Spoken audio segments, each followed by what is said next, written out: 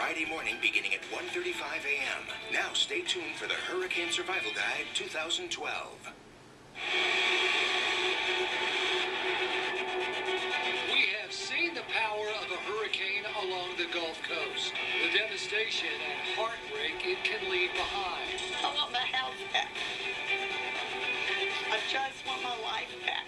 As we watch new storms develop this hurricane season, The threat is still there. Ike was not your worst case scenario. we are reminded the key to survival is to prepare. We prepare for the worst, and we hope and pray for the best. From KPRC Local 2, a special presentation, Hurricane Survival Guide 2012, with Chief Meteorologist Frank Billingsley. Hello from Galveston, where no one wants to hear about a tropical threat in the Gulf, but everyone knows to stay alert and be prepared. The Local 2 Severe Weather Team is here to help make sure you're ready for anything that may come ashore. Meteorologist Anthony Yanis is at the Harris County Emergency Operations Center. Mary Lee is on Tiki Island. Camrell Marshall is with rescue workers at Fire Station 11. And Local 2 hurricane expert and former Hurricane Center Director Bill Reed is tracking storms in the Severe Weather Center this season. We begin with Anthony Yanis, who's at the Harris County Operations Emergency Center. Now, Anthony, that's at the hub where all the community leaders gather as a storm approaches. Frank, there's an emergency plan that goes into effect 5 days prior to a storm's predicted landfall. It's in this room that storms are closely monitored and decisions are made of who evacuates and when. The message is the same. If you're in a storm surge area, be prepared to evacuate. Otherwise, be prepared to stay where you are and shelter in place. Evacuations are called for by zip code, a system put into place after the disastrous Hurricane Rita evacuation in 2005.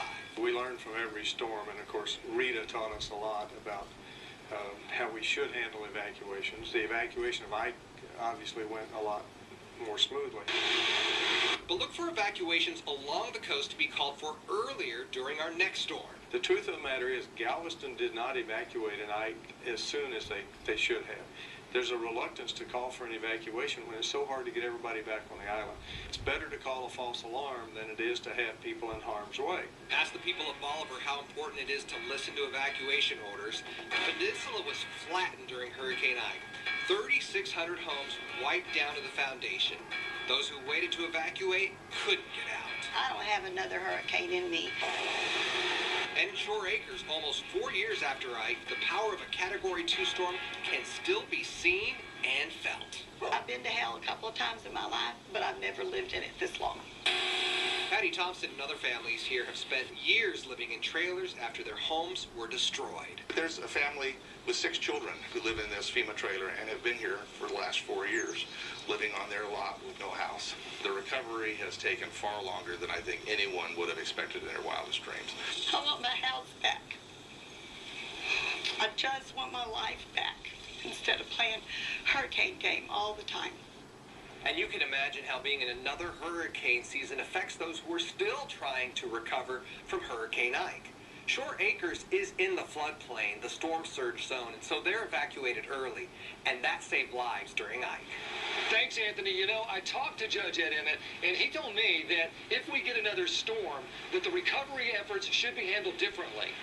That's right. He says those who are hit the hardest should get helped first, not those who get their paperwork done the fastest. For example, if you're missing 1 or 2 shingles, you should be able to wait that out, while those who lose their entire homes should get help faster. All right, thank you, Anthony. You know, it's a big reminder, and one thing we learned from Mike, make sure that you have the right insurance coverage. Take pictures, put it on a flash drive or a disc. Make sure that all of your property is covered by insurance. If you want to see your zip code on the map used to call for evacuations, log on to clicktohouston.com and look under Hurricane Headquarters. If you'll need help if an evacuation is necessary, you're encouraged to call 211 now. In Galveston, you can get evacuation assistance by calling 409-621-3179 through the Galveston Mayor's Citizen Response Team. Just one way emergency coordinators are trying to get the word out. You know, they go through drills every year, including storm drills right here at the seawall. Meteorologist Mary Lee is over on Tiki Island, right at the coast, at the bay, where flooding is always a factor. Well, communities all along the bay do not take hurricane season lightly. People here know what type of flooding and damage a storm can bring. Community meetings are being held to make sure people are prepared, and in Galveston, a special disaster drill to make sure emergency officials are ready too. From helicopters in the air to rescue boats in the Gulf, this hurricane drill is a true test of our emergency responders' fast-acting skills. When every second counts, these are the men and women who rush in to save us. This is the Galveston Marine Response Group. Well, for us, this drill is critical. It really kicks off the beginning of hurricane season. 65 emergency responders from 14 different agencies are taking part in this real-life disaster drill on the beach and seawall, treating it like the real thing. What we do is we work out all the kinks during this drill, and then, when it happens in real life, we're ready. We want people to be prepared, get their kids together at home, talk to their families, and just have a plan. This team was formed as a response to Hurricane Ike. Through that devastating storm, emergency responders learned they needed to communicate better and more effectively in their rescue efforts. Now, they are stronger, wiser, and even more prepared to keep you and your family safe in what could be our next major storm. The main goal is just to let the citizens know that we're there for them and that we have resources that they've actually provided us with, and we, just want to show them what we can do. It is so impressive to see these men and women in action. Well, coming up, we have found some new ways to help you stay plugged in even if the power goes out, and we'll show you that coming up in a bit. You know, you may have heard about this, a proposal to put up a protective surge gate across Galveston Bay to protect industries there from hurricane surge. Rice professors at the Speed Center are helping with proposals for such a gate. They say if Ike had been 20 to 30 miles down the coast, the Houston Ship Channel would have seen a Katrina-style disaster. The ship channel went down with a direct hit with about, say, a 15 to 18 or 20-foot storm surge in there, that we would see a $60 billion hit against the national economy. Rice engineering professors also determined more than a dozen Gulf Coast bridges on or near Galveston are more susceptible to hurricane damage. The study found the bridges would suffer severe damage if subjected to a hurricane with 30% more winds than Ike.